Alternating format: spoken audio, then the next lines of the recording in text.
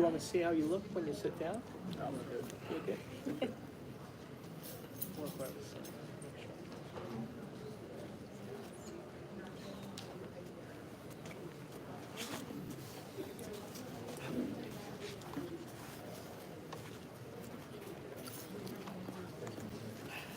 I'm glad you managed to eat as well.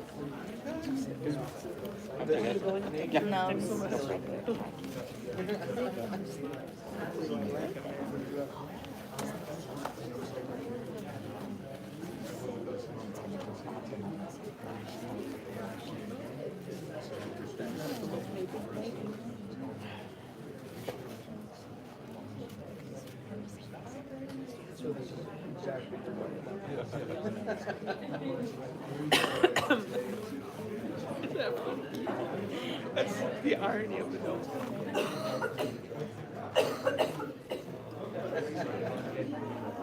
I wouldn't have that.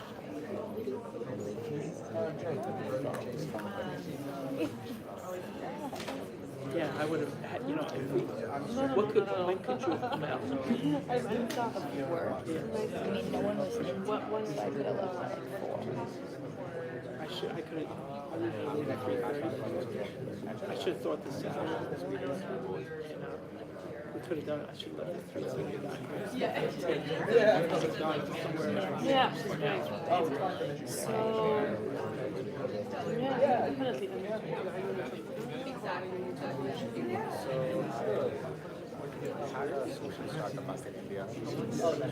Okay.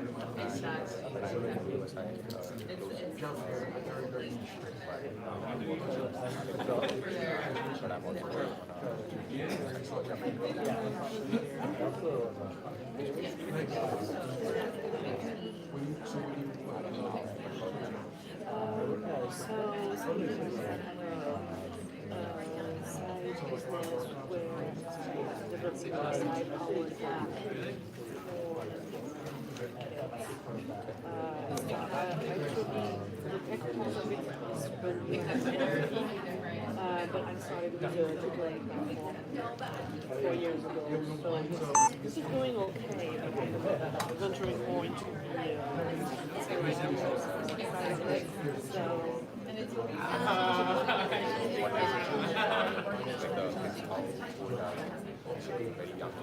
K-12, so it's from 5 to 15. And it's like gender No,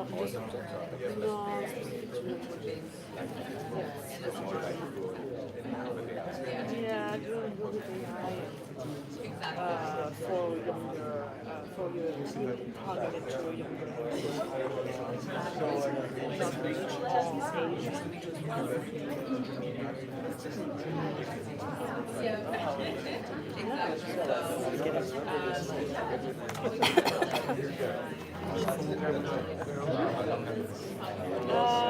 started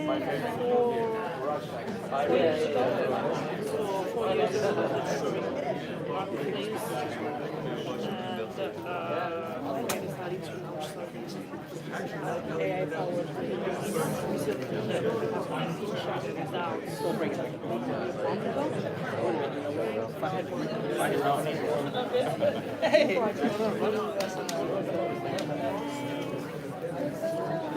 Before I saw you, I'll give you a but hug now now. you proper hello.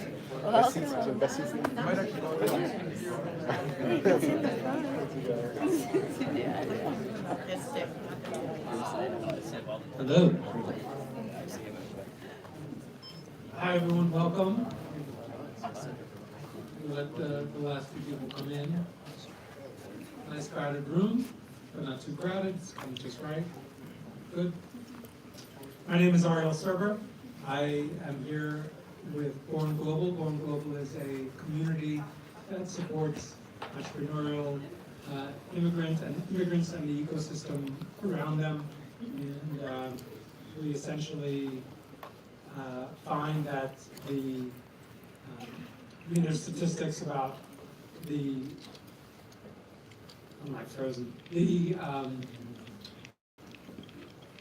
amount of unicorns that come from immigrant founders is actually astonishingly high, but it kind of makes a lot of sense when you think about the grit that it takes to be an immigrant and then to be a founder and to grow a business and to grow a company. And so the more information and the more support, the better. And so that's why we're happy to have these folks here tonight and all of you guys with us. What I was thinking was doing almost like an icebreaker, not now, but just over the night, over the course of the night, find out where other people are from, and then develop a little bit of an itinerary of where they should go in your country, if you're from a different country, and vice versa. And then I want to hear about it, because I think that would be a very interesting way to get to know people. So thank you for that. Thank you for coming out. Thank you, Tamir, for hosting here at PACE.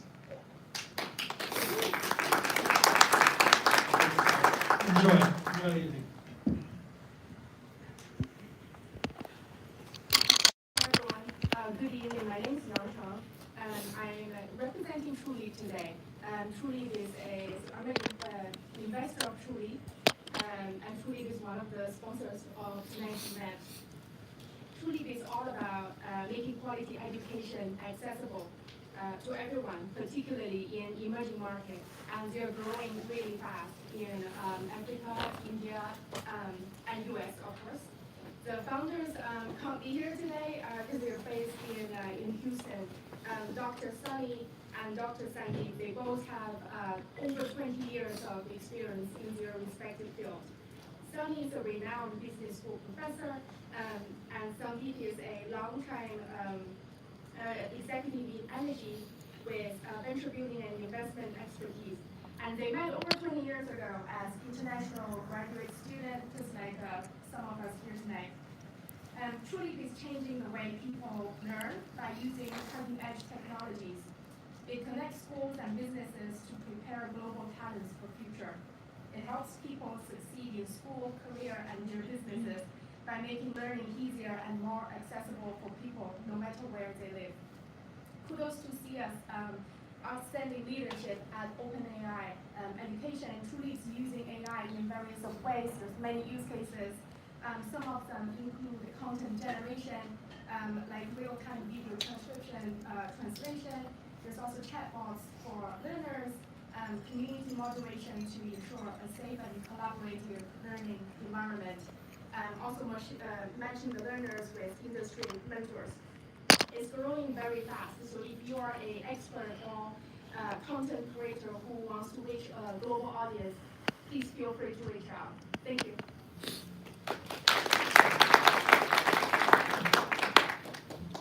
Welcome, everyone. Good evening. Good evening. Hello. All right. We have a really, really special evening ahead. Really special. First of all, just want to say thank you to our hosts. Siya Raj is the person that has allowed Coeus Collective to be connected here at PACE University and the front yard of PACE University. Thank you as well to Born Global Community and TrueLeap as well. Without everybody and all of the hard work and effort that everybody put in to make this event happen today, none of this would be here. We're so excited to have everyone here. Thanksgiving is over. We're back to working a little bit before the holidays, and it's great use of a Monday night. So thank you so much for being here. Siya, wonderful. Thank you so much for being here as well. And it's a cold evening, so thank you for coming out here and attending this. Nice and warm, nice and warm. So before we get started, I think I want to see who is in this audience. Do we have some founders, university students? If you're a founder, if you're currently a founder or you have been a founder, please raise your hand. Amazing, amazing. Very entrepreneurial audience. That's what we love to see. Totally use networking session after. We got some nice fruit outside. I think we could all use some fruit always, so fruit is good. And that's great. If you are working in education, please raise your hand. Okay, wonderful. And now if you are in AI, broadly, I mean, everything's AI these days, but okay, great. There's people here in AI too. So, and it looks like people kind of uniquely raise their hand for one of those three, so I think everybody's kind of covered by that. So that's wonderful. We'll try to make this discussion as good as possible for all of you here. Thank you so much for being here. Siya, thank you for your time tonight. I think let's start by just asking you about how you got to your role. Education GTM at OpenAI, that's a role that maybe we couldn't even imagine a few years ago. Please, tell us about yourself. Thanks so much again for having me. So yeah, I think education go-to-market is such a new and unique role, especially at a company like OpenAI. And obviously we'll talk a lot more about what that looks like. But my story in education started when I was 18. I was in college and struggling with a question that many of y'all might be familiar with as well. Like, do I have the skills to get kind of like the job that I want, or like kind of build the life that I want? And honestly, I felt like I did. I was at a state school studying computer engineering. There was like notoriously high dropout rates. Like there were people dropping out of exams during the exams. Like just being like, I'm giving up in this class and major. And so I was in a really stressful time. And this was 2010, 2011, before the whole learn to code movement had taken off. So before people knew how powerful engineering careers could be if they could make it through this kind of 4-year intensive degree.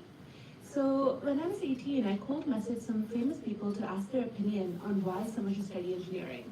This was me trying to figure out, like, should I switch out? Should I go do a different kind of major? Like, I'm clearly a straight C student here, like, it's not working out.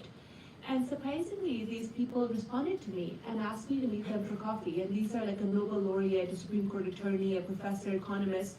And they all told me about how important engineering is as a career path, and like how learning to code can help you get into a new socioeconomic class. But it's just not taught in a way that's accessible to everyone. And that contributes to this high dropout rate. So I started writing down those stories to share with my classmates.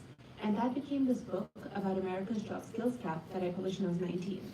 So since then, I've been trying to solve that problem. I've been trying to make education more accessible because that fear of being like locked out of opportunities still like is so deep in me. That feeling that maybe I won't get a job or I won't be able to kind of build the life that I want in like the big city and like all of that. And so in my career, I've been early at a couple of edtech startups, Udacity and Springboard, that tried to make learning more accessible online through the MOOC era, the massive open online courses, and then also through the bootcamp era. And then I worked at a venture capital fund investing in companies like Coursera and Course Hero that were trying to make learning more accessible. And for the past 3 years, I was at Amazon doing education partnerships, trying to help them scale globally. I joined OpenAI about 7 months ago to help build up our education vertical, and I'm currently working with a lot of different universities that are trying to become AI native.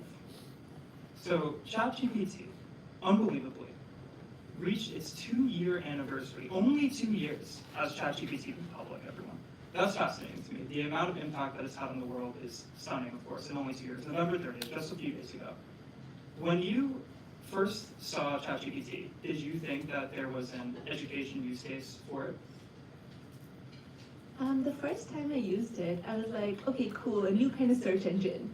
But then I realized like it was way more. And I think I started reaching out to OpenAI a few months after ChatGPT came out, because then I was like, whoa, this has huge teaching and learning implications. But it wasn't until this year when we started building a team around education. So if we're thinking about OpenAI, what should OpenAI's role be in promoting ChatGPT to universities? We launched a product called ChatGPT EDU about 6 months ago, and that is our enterprise product designed for universities. The idea is we're bringing a lot of security and privacy to the university ecosystem.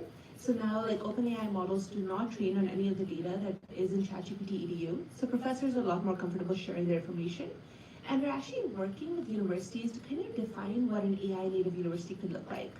My job is to work with presidents and provosts to define that vision for their campus, to work with professors who build custom GPTs or custom AI solutions in their classes and across campus, and to work with students who drive the activation and engagement and kind of use that on a day-to-day basis. And so there must be some specific challenges that are being felt by professors specifically, right? I think that's something that no professor wants, is just to put their assignment into ChatGPT and to have ChatGPT write the entire essay, right? I think we can all agree that that's something that nobody wants. There's a limited amount of learning that occurs there. Perhaps in prompting, there's an opportunity for learning, but outside of that, there isn't. So how have you been able to help professors mitigate that while also utilizing while also promoting the use of ChatGPT in the classroom? So honestly, we're at like this phenomenal time of education changing. Like just to give an example of this essay piece, there's a professor at Wharton who told me like, what is the value of an essay? And just for context, for the past 15 years, an essay was always the final submission that his students provided him. But he said, what is the actual value of that essay? It's not necessarily in the output, but it's in the critical thinking and communication skills that lead to that output. And that was like such a powerful thought, because what he has done now is he requires ChatGPT to be used in the classroom, and now he measures the number of prompts it takes a student to get to an essay that they're satisfied with. Some students are so good at prompt engineering that it takes like 2 or 3 prompts and they have a really good essay. And some students go back and forth like 19, 20 times to get to a good essay. And it's so interesting because your ability to articulate what you're looking for has become so essential in the age when like super intelligence exists outside of our brains. So, I was a college student not too long ago, but it was the pre-ChatGPT era, right? And I remember the very arduous process of research. How can you ensure, how have these professors been asking questions in terms of how they can ensure that the research that their students is being done, that the research that their students is doing is actually valid? Because sometimes ChatGPT isn't perfect these days, right?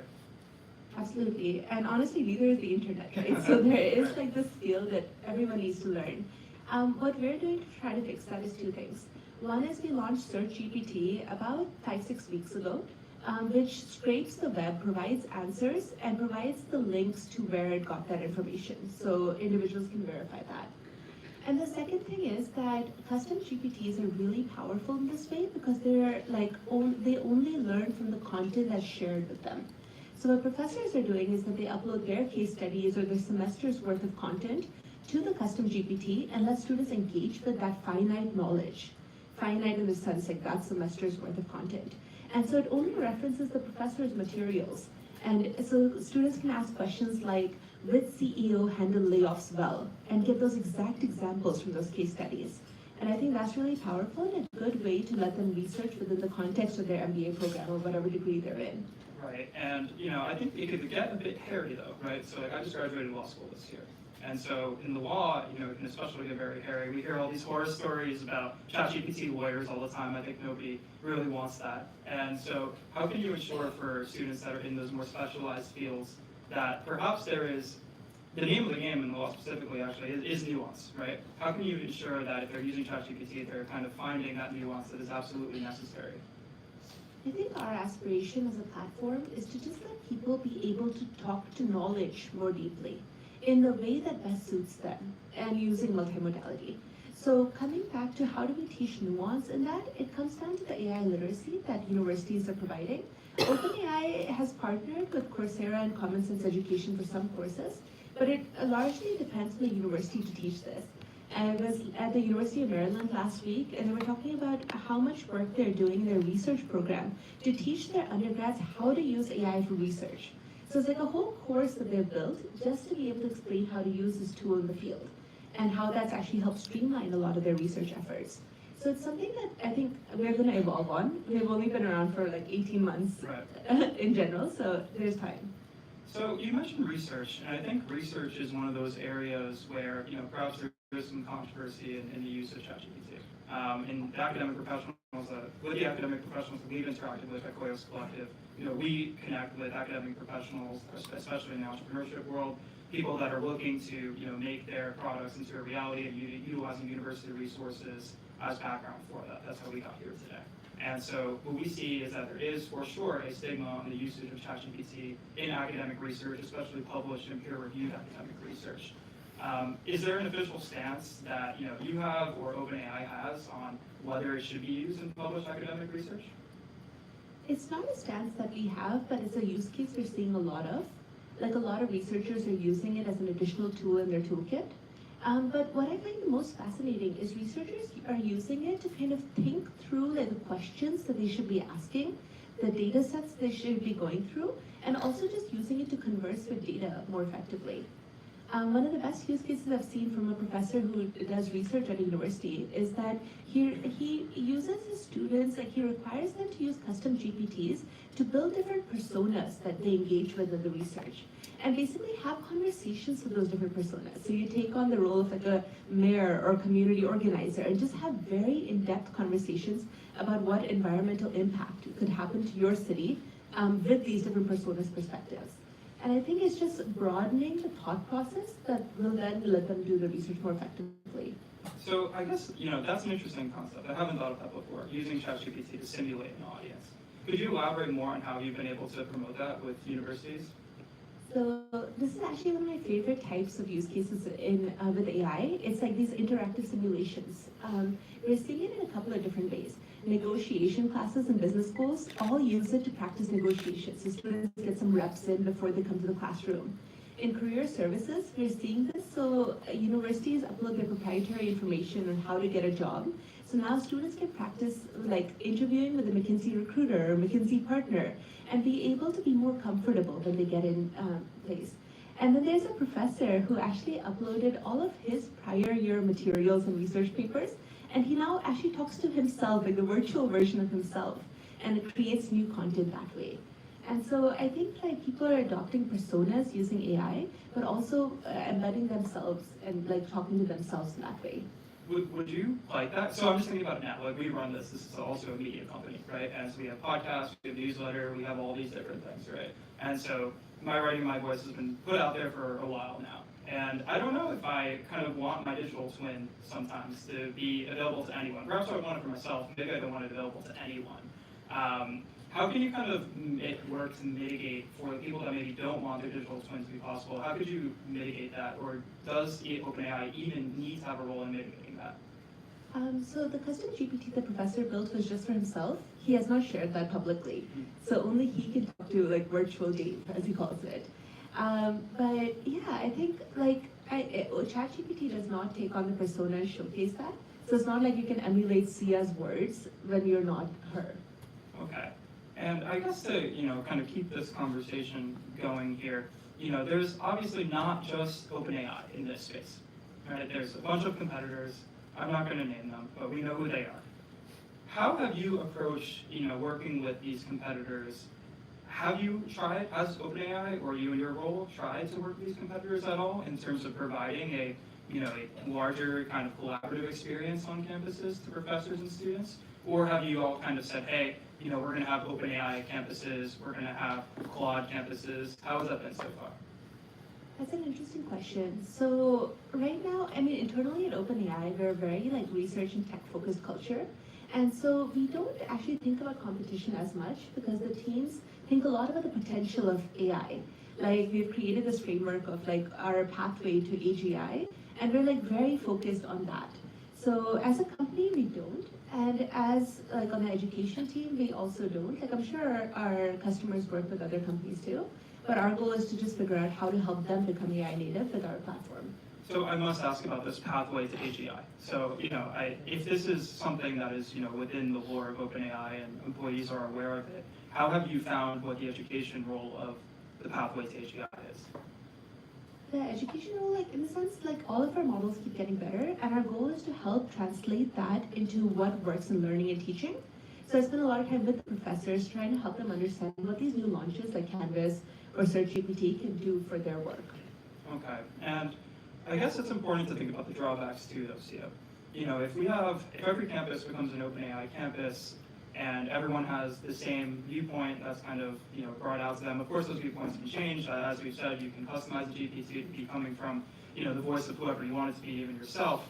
But, perhaps the vast majority of students maybe won't even take the time to do that, right? And that presents a real risk in terms of the context of critical thinking and critical thought generally. That's something that is super important, especially on college campuses, right? Colleges, in my opinion, should be teaching their students to think critically about the world around them. It is the time of life where you have the opportunity to be able to engage critically with the things around you, especially if you're not working at the time, you are primarily in your studies.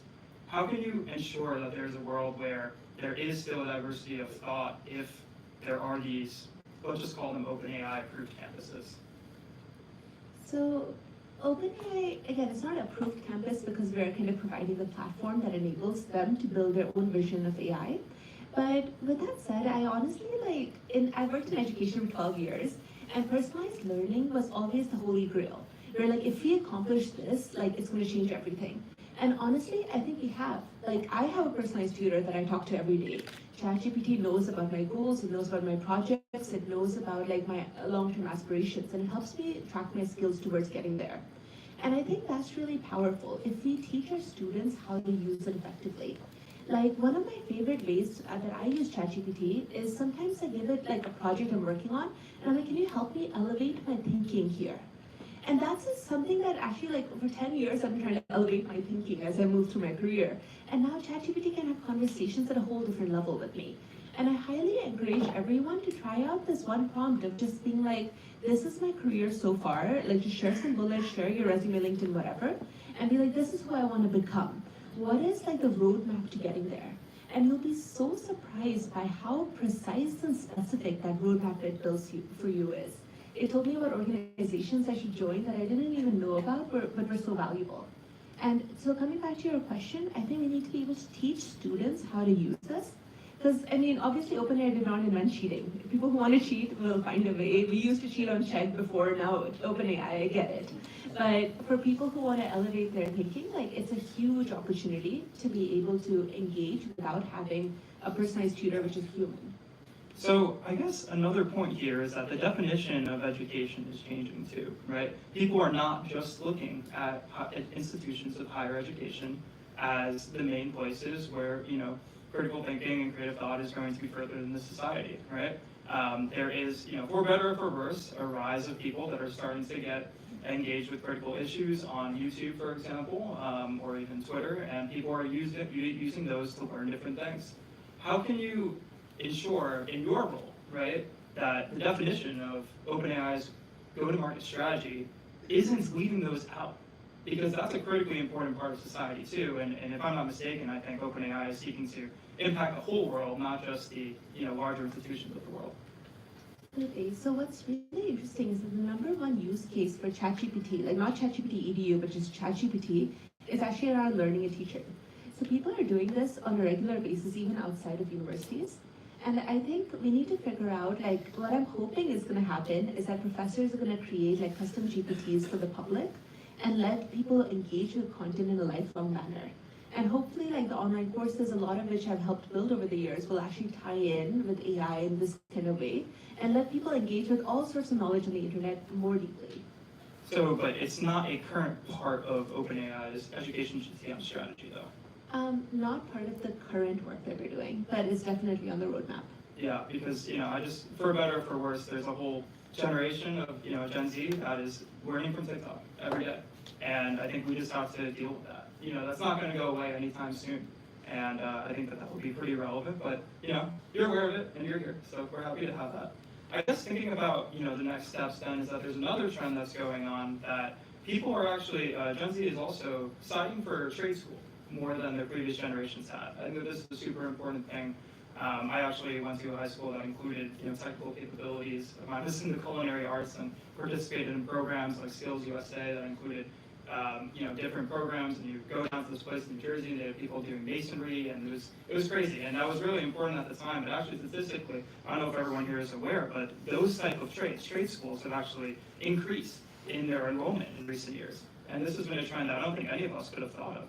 Especially in the context of, as we're talking today, perhaps the educational system may be getting easier with AI. So do you have any thoughts on how OpenAI can impact the trade school market and that type of alternative education? Yeah, I love that Gen Z is called the tool belt generation. Yeah. Very cool. So how AI is being used right now actually is that to help teach and understand different aspects of the trade work, it's actually really good for conversations and also simulations that might be too dangerous to do in person. And I think that's remarkable. So being able to have conversations, understand that more deeply, and also just take photos and kind of be what could be going wrong here. A professor was telling me that his car actually broke down, and he talked to ChatGPT about the reasons of why it could and saved a lot of money in the car repairs. So people are having these daily conversations, including the trade fields, and I think that's just going to continue to grow. Have you started to get involved with that though? Has OpenAI like actually tried to prioritize this so far? Because you are aware that Gen Z is a tool belt generation, so that's awesome. It's definitely part of the mandate for my team. And it's something, like, basically our team has been around for 6 months, so we're kind of scaling up and figuring out how to cover all of education. Amazing, amazing. Yeah, education is everywhere. You know, of course, you know, beyond higher education is K-12 education and, you know, secondary schools. I guess if we're thinking about that, how has OpenAI tried to engage with high schools so far? Because that's a critical part of the American experience here, high school. Yes, we're working with a lot of teachers in K-12 school districts, so supporting teachers who are like the knowledge workers, their classroom communities, better with AI tools.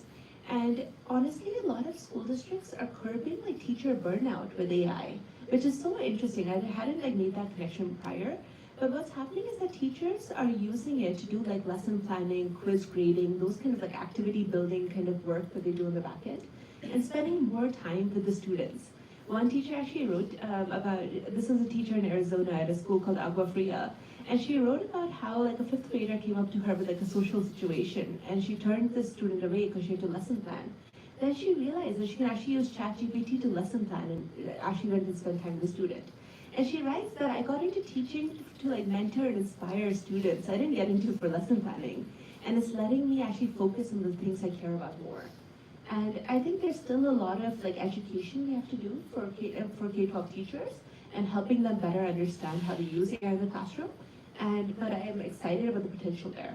And so you are targeting teachers, which means that perhaps there is not a ChatGPT for kids component yet. We don't have a ChatGPT for kids component. We do have a head of youth who's joined, who's kind of thinking through what that could be. So, I mean, I guess we've thought about that a little bit. If we could just like dream it up for a second, you know, that's what we like to do on the show, is think about the hypothetical future that we could be in. If there was a ChatGPT for kids, what would you try to prioritize in it? So I've been seeing a lot of tweets from parents who are just like, my 4-year-old asks so many questions, and I just sit with him and let him talk to ChatGPT about the questions. And like the many whys that like toddlers ask are able to be answered by ChatGPT, which is awesome, especially in advanced voice mode and things like that. So I guess if I had to dream about what that looks like, obviously the parent will be part of that story because you want to be there for like any type of content your child consumes. But you can then enable your child to converse in different languages, ask different levels of question, and learn at the pace that makes most sense for them. Right, and you know, I guess that's leading to another question I have, which is, you know, if ChatGPT was going to be really, really important in, you know, schools that are, you know, as early as possible, let's go elementary schools, preschools. Unfortunately, a lot of kids at that age just do not have access to technology, especially if we're thinking about it on the global stage. How can OpenAI try to mitigate those risks to ensure that there's access and equity to education around the globe? So we haven't again thought through our youth project yet, so I can't comment on that part. But I think like providing free products that are very high value is the strategy right now. So for a long time, I had a free account and actually provided so much value already. It's very generous, the free account. I have to say, I was on it until very recently and always using it, so I think that that's wonderful.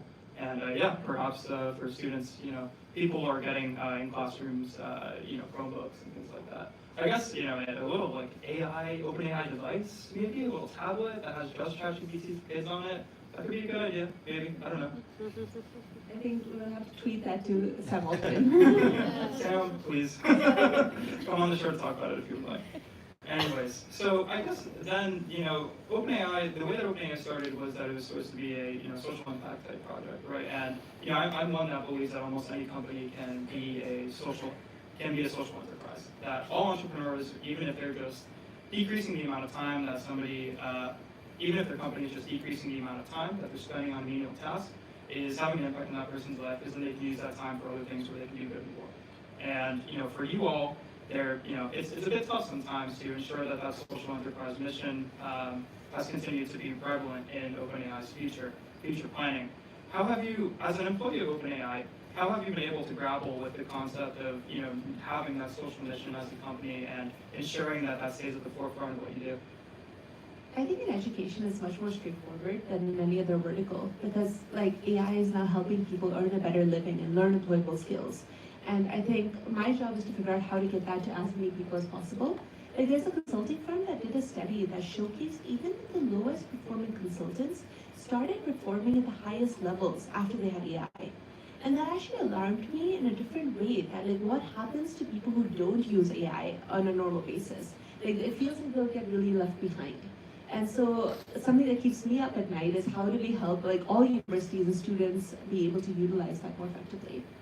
Right, and I guess in the context of thinking about, external impacts on OpenAI's work, especially in social impact, I would be remiss if I didn't ask about the upcoming administration and potential impacts on the Department of Education, and perhaps the defunding of the Department of Education, and how that would affect your work. Has that been relevant to your work at all so far? Have you all thought through a plan for that? So OpenAI's policy team is working with the Trump transition team. I don't see it, as like taking off my OpenAI hat, putting on my EdTech hat, I don't think it's going to really impact this piece. In terms of universities will continue to function, provide these tools. I think K-12 school districts will hopefully get more funding from the state level and more support from the state level. But I think that we do need good AI mandates in education, which we are going to have to work towards. What do you mean by AI mandates in education? So, I think it's really important that universities and school districts kind of define their own AI vision. A lot of the universities I work with are so smart about where they want AI to be used, where they don't, and I think it comes down to each individual university to define that. And the reason is it shouldn't come from a tech company. I think it should come from the universities that understand their students and community the best. And so I think it's very important that at whatever level that's segmented at, they do it effectively. So for schools, whether it's at the superintendent level or whether it's at the principal level, they figure those things out. And so at the municipal or the state level, if those levels gain to have more power on the types of content that students are getting, are you worried at all that there could be information controls that are part of these custom ChatGPT components? Maybe, but also OpenAI is also a free product. So I think that people who want to learn and access it will still be able to. Right. Okay, excellent. So if we're trying to think about the future of AI and education, what are some predictions that you have for where we're going next, even outside of the context of OpenAI? So my current thinking around this, and again might change, but my current thinking is that an AI native university will have multiple AI touch points across the student experience. So once you come to campus, you'll have an orientation GPT that'll help you navigate the orientation context of campus. You can ask questions like, how do I change my roommate? Or where's the best pizza place in town? And be able to understand that more easily. You'll go into classrooms that'll have custom GPTs built for the content. So you can ask questions like, how is the stats term relevant in the real world? Can you create sample quizzes and exercises for me? You'll go to career services where you'll practice like we talked about, like with McKinsey Recruiter, McKinsey Partner, be able to improve your resume and career story more effectively. And all of these touch points will weave together to make it so easy for individuals to engage with the knowledge of the campus. So I think that's the current thinking, and a lot of universities are actually heading towards this already with a lot of these touch points built in. And I'm excited to see how that grows. Excellent. And one of your other hats outside of OpenAI is that you are a GP of Pathway Ventures, correct? And so what do you look for in founders? We have an audience, especially a lot of people in the audience today who are founders. What do you look for founders? I'm not sure if you focus on EdTech or not in that role, but if you are in EdTech, if you're seeking EdTech founders, what would you look for among EdTech startups, especially in the AI world? So Pathway Ventures only invests in education and workforce, thinking about economic mobility. I started this with my friend Taylor Stockton a couple years ago. He's also deep in EdTech, and we're passionate about helping founders. The thing that matters the most to us is the founder's story of why of the startup.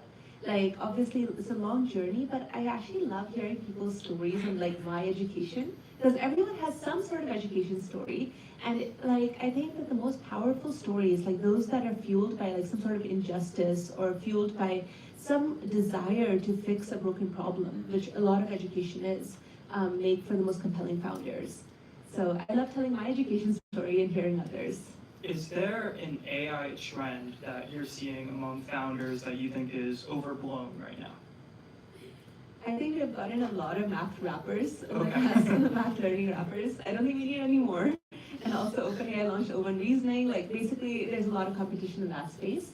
So I would advise against that. Okay. And, we always like to think about this one question on our show. We always kind of end with this question. If you were to change one thing about your career so far, what would it be? Oh my gosh, honestly, there's so many that, like, I mean, it's funny because behind every, like, LinkedIn profile that you think is cool, there's so many opportunities that didn't work out for them. And, like, when I think about every career move I've done, like, once I've applied to, like, 100 places, and those didn't work out. So, yeah, I think going back, like, if engineering had been easier for me, I thought, like, my career aspiration was to work at Bose, which used to be cool back then, and work as a sound engineer. So, like, a very different path from that. I don't know if there's one tactical change I would make, but I think the skill I've learned is just insane resilience at every point of that. Okay. And thinking about OpenAI's role in the New York City ecosystem is also, I think, very relevant with you all opening the new office here. It's incredibly exciting. As someone who grew up just a few miles from here, it's always great to see this tech scene growing. How do you feel about New York? Where is New York going to go? Is New York going to be the AI hub? Why did OpenAI, if you can speak about it, why do you think OpenAI chose to invest in New York specifically? I attended a talk by one of the MongoDB co-founders and how long bullish he's been on New York. Like he created MongoDB obviously 15, 20 years ago in the city. And he talked about how wonderful a place it is to live and how he wanted to provide people the opportunity to do that. So I'm really grateful OpenAI has an office here. All of us were traveling a lot to SF until now, but it's like really cool to be able to live here, and hopefully the office is going to grow in the number of people we hire here. And hopefully OpenAI continues to be involved in events like this, or employees at OpenAI continue to be involved in events like this, where we can tell how people connect with each other, and also tell the OpenAI story here. That's really, really relevant. Siya, thank you so much for your time today. Where can people find you? We're going to get some questions, so think about some questions. We're going to be running around a bit, but first, Siya, where can people find you? Send me a message on LinkedIn. Thank you. Okay, so Sia's name is up here. Send her a message on LinkedIn.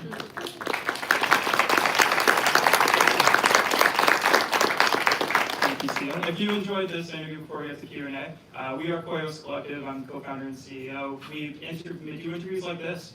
We are at the intersection of business, technology, and culture. Email newsletter, podcasts, we're on YouTube, and I'll spot all the different podcast platforms. This will also be released as a podcast, so keep in mind for people that aren't here, feel free to share the link there. And we'd love to connect with you, whether you're a founder, investor, or anybody else that is in this ecosystem. We see it as our responsibility to be able to share the stories of the next generation of great people in technology. So thank you. And now let's get to the Q&A. Please raise your hands. Hi, loved the talk and loved hearing about your experiences, so thank you for that. One question that I did have is, whether you're a student or like maybe a junior engineer, how do you become a more effective prompter? I know like you can practice it, there's some courses on it, but if you just had some like bite-sized type of advice on how to become a more effective prompter, I'd love to hear that. Really good question. So the very first step is to basically have clarity on what you want the output to look like. And the more clear your vision for that is, the more ChatGPT can help. After that, like being able to provide all of the context, like what they say, like VC level of understanding of the topic and being able to share that is helpful. I actually am like super vulnerable with ChatGPT in the sense I'm like, this is my personality, this is my manager's personality, like this is the project I'm trying to build, can you help me with that? And it helps like when you are able to share all of these dimensions very clearly, because then ChatGPT understands like how to elevate the output to that level. But other than that, it's like practice. When I shared that example of this professor, like when he measures the number of prompts, I actually sometimes spend like 8 or 10 prompts myself to get an output. So it's okay to go back and forth as long as your vision for what you want becomes more clear over time. And that practice will help you get better at that. Thank you.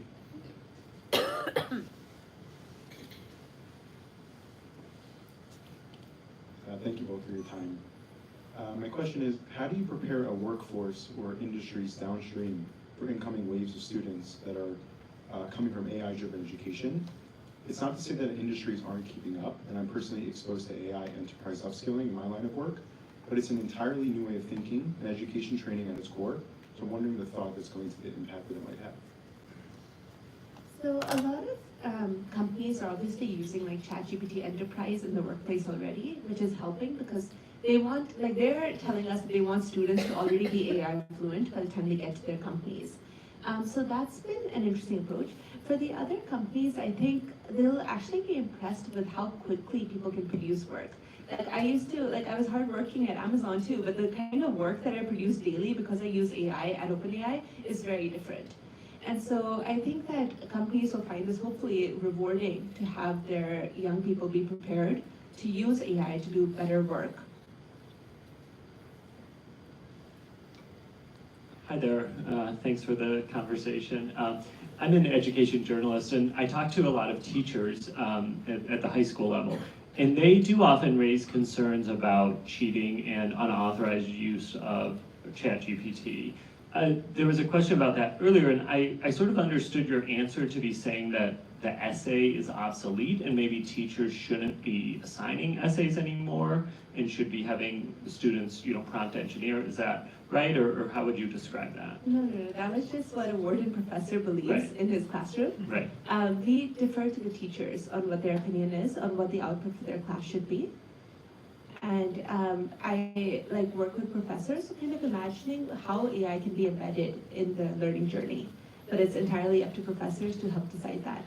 But so how do you think, and how does OpenAI think about this problem of cheating? Do you recognize it as a problem? Are there tools that you all are thinking about to support teachers? Because when I talk to teachers, they say, yes, cheating has always existed, but many say that it has gotten a lot worse and it's a lot easier now. We've built a course with Common Sense Education that tackles a lot of this. It's designed for teachers. And so I think that's where we're sending teachers to learn. But if you want to chat more about this, feel free to reach out and I can put you in touch with the right team to help. Sure, thanks. Hey, how are you doing? This is Slava from Poland. Recently moved to NYC 3 weeks ago, so attending a lot of events and a lot of workshops. And I want to share some observation and then there's going to be a question. So what I've understood so far, the NYC market and US market right now is pretty much different than it was a couple of years ago, right? So there are less jobs available, the automation is coming, it's actually happening right now. And the AI agents, that's one of the trends that you mentioned today as well. And there are a lot of startups that are coming up. And with the recent news, Sam Altman, he said 2 weeks ago that we are more or less 1,000 days away from creating a superhuman. And also there is a joke in NYC that every release by OpenAI kills about 200 startups, right? So you have a huge impact on the market and also on the educational market, not only like the startups market, jobs market, but educational market. And it's clear that we are shifting from the collaborative economy, like freelance, like full-time employees, to something else, probably builders economy, like startup owners economy. One person solo entrepreneur economy, something like that. That's what YC says, and 500 startups. And right now there is a question coming. So the question is, you work as an educational manager, as far as I understand, right? You work with the universities. I want to follow up on the question that was asked actually, how do you picture the universities in the next 5 years with this superhuman that will exist? Do we really need to gather here in the university and work together, or maybe there's going to be a personal tutor supporting students? And the follow-up to the follow-up is, do you really care about it as OpenAI? Because you change the market, but there are benefits and disadvantages of the situation. So do you provide something? Do you offer something to people? How do you support people, provided that the market is getting changed quickly? Thank you. Thank you. Very loaded question. I'll try to answer. So honestly, humans and the jobs around that are different from the tasks that AI enables. When I think back to my own college journey, the professors that I remember the most are the ones that made me feel special, that gave me a sense of who I could become. Their mentorship, their human traits are what's remarkable, not the lesson plans and the quizzes that they gave me. And I think AI is helping them be able to focus more on that, on mentoring, inspiring, and helping individuals grow. And so honestly, my opinion is that the lesson plans and stuff that they're able to build with AI, it's fine because it frees them up more. And as far as like Sam Altman's article, he said super intelligence is thousands of days away. So it was a little vague, but I think the idea is that AI systems will just get smarter and enable us to do more of it. And I spend a lot of my free time outside of OpenAI helping think about like how do we teach civic duty and humanity at scale. Like if the next generation grows up with a deep sense of purpose and uses AI to help solve some of these systemic problems we have, like climate change and poverty and all those kind of things, it'll become remarkable for society. So that's like how I'm thinking about where AI plus the next generation fits in.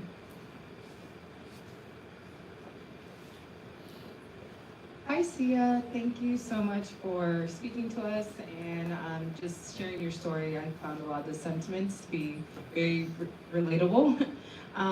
So my name is Abby. I'm a tech startup founder, but more relevantly, I have a nonprofit that teaches students in the developing world coding skills and entrepreneurship skills. So my question is, how do you see AI transforming education in emerging economies like sub-Saharan Africa, and where a lot of the access to quality resources and teachers are quite limited? So I was curious to see what OpenAI is thinking about that. Great question. I'm not an expert in the emerging markets, but I was talking to my friend who works at the agency fund out of Stanford, and how he talked about how they're using AI is that they're using AI to help do social emotional learning training for teachers in developing markets and helping them be able to support students in a different way. So they're actually working on the distribution, they're trying to figure out the infrastructure pieces, but also helping with the teacher training that can then hopefully help support students at different levels. And obviously huge problem both in training teachers and the students, but that's like what these kind of different nonprofits are tackling, which I think is awesome. It's called the Agency Fund. It's a fund that invests in these kind of startups and nonprofits. Hi, thank you for sharing. I'm teaching an analytics course next semester, and I've been, I taught it in R previously, and most of the students, it's master's level, and they are not native to advanced statistics, so there's a really steep learning curve, but I thought super valuable for teaching them hard skills and a data mindset. OpenAI I now use a lot to do data analytics, and I'm trying to understand the integration and how to kind of balance hard skills data analytics with what the future of data analytics will be, which is natural language query on a big data set. Not for everybody, but for people that are running teams on clean data in a large organization setting. Can you share if you know any or have heard from professors who are teaching analytics courses and how they're balancing this kind of moment that we're in? Yes, absolutely. So the OpenAI Forum, which is this virtual community I recommend people join, has a professor named Richard Waterman from Wharton, who's talking about how he rethought about statistics and data analytics at Wharton using AI. And so there's like a virtual talk with him. He actually talks about the custom GPTs, how he built them, how to think about it. Highly recommend that. And there's an event tomorrow at the OpenAI Forum about the future of math in the age of O1 reasoning and how like math is going to change and how to think about that. It's by UCLA professor Terrence Tao. So highly recommend checking out both of those in the OpenAI Forum.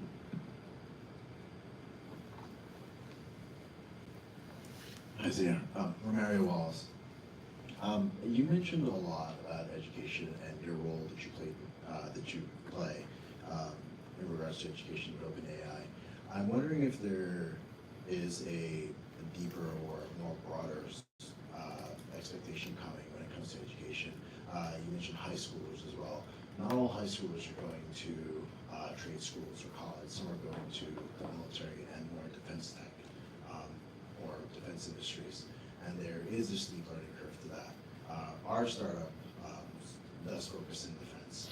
And we were wondering kind of, what is your approach, or has OpenAI given thought to the scope or the build out of approaching these students that are going into the military, approaching these high level of skill sets these jobs that they're expected to use, and more appropriately to more senior, older operators who are special operators who are then required to maybe adjust to the idea that, hey, we're no longer living in this like older world of what we used to operate in.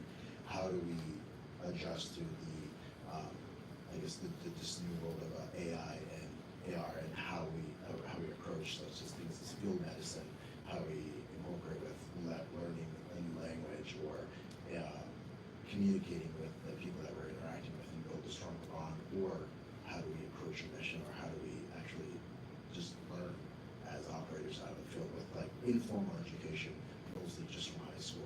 I mean, has OpenAI given much thought to that, or is that's kind of a problem we're trying to solve right now with our scenario?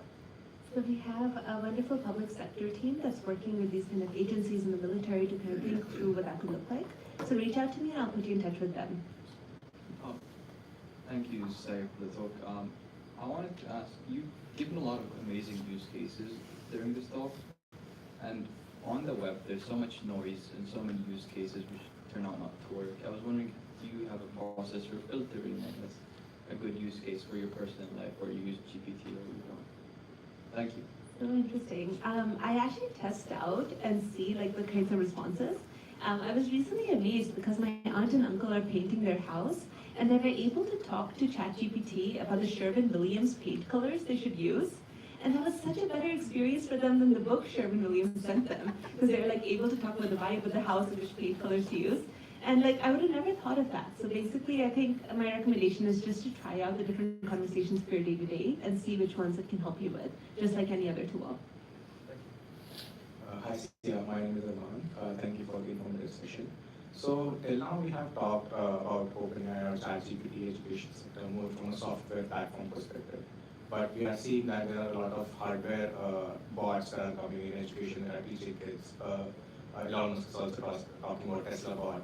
So how do you see these bots will change the future of education? And how is OpenAI tackling that? Or like, are these bots going to replace teachers?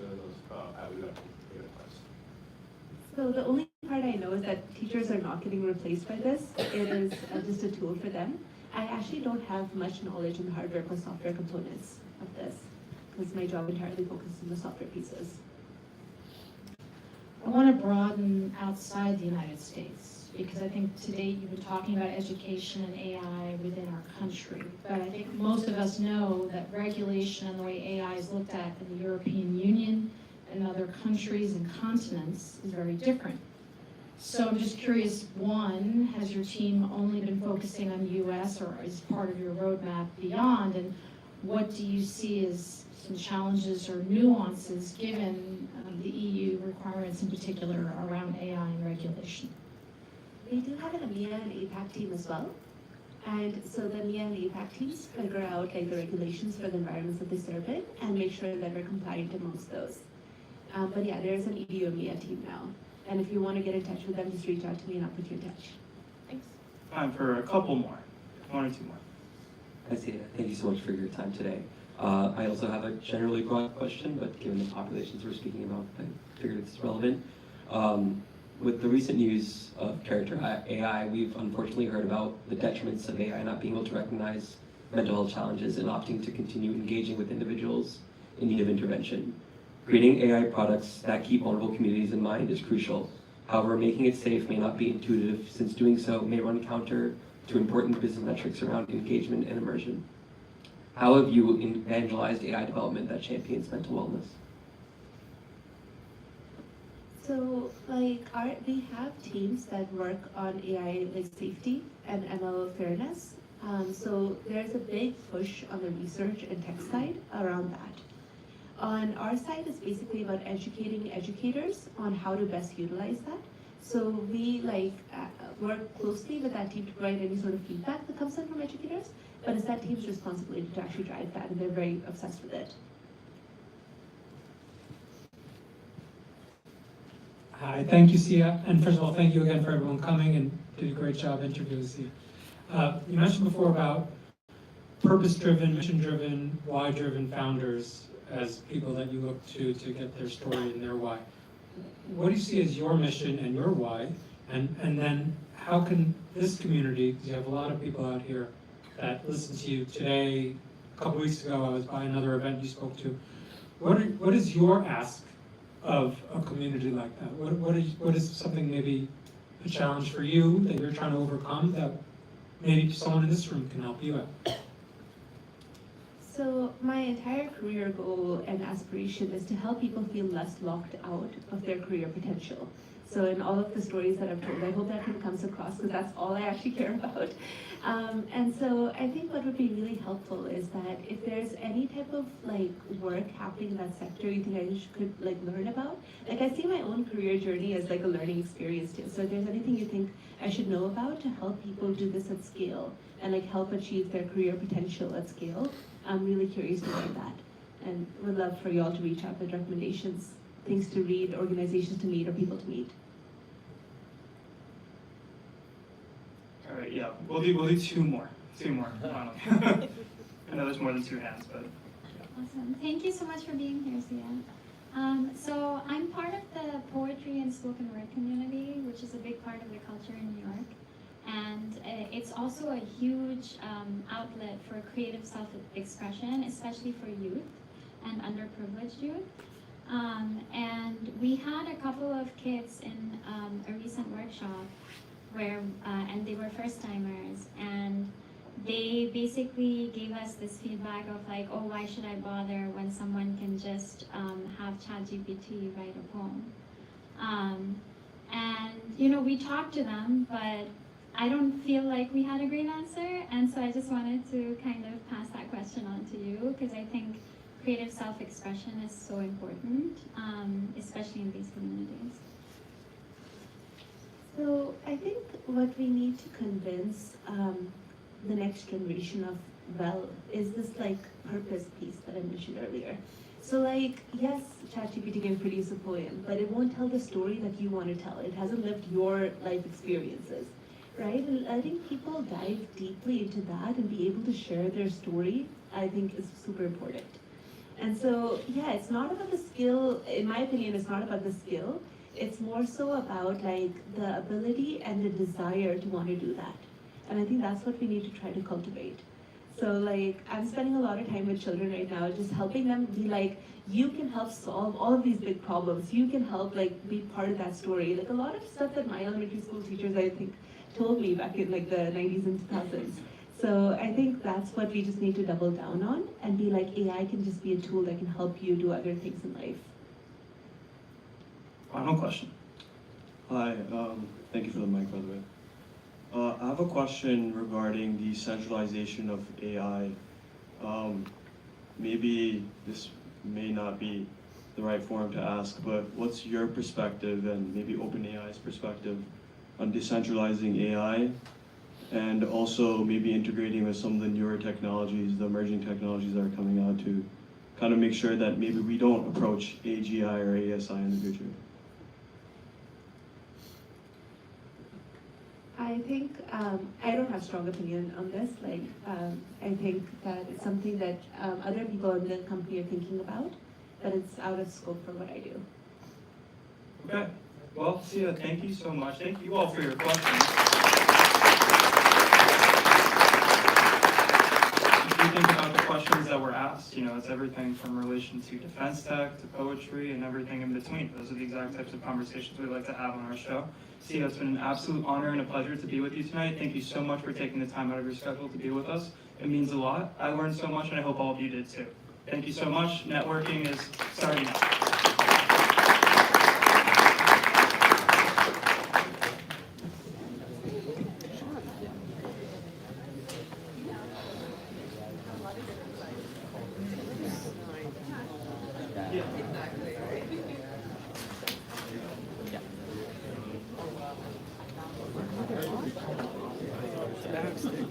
There's two people on it.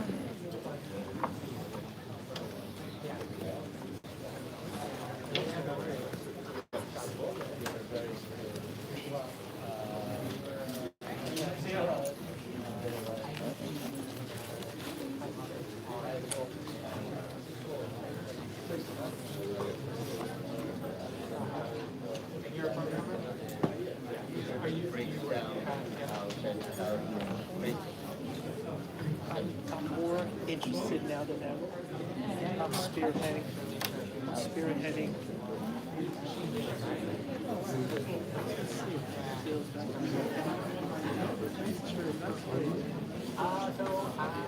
Because there's always a piece of me that bumps out that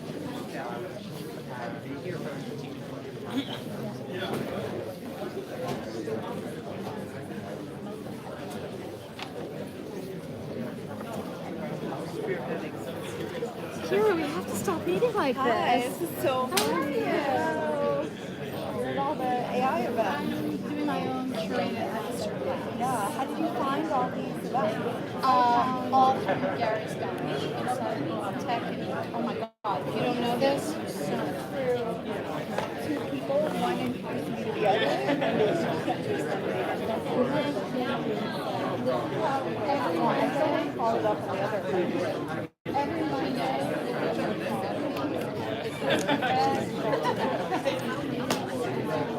We had two viewers.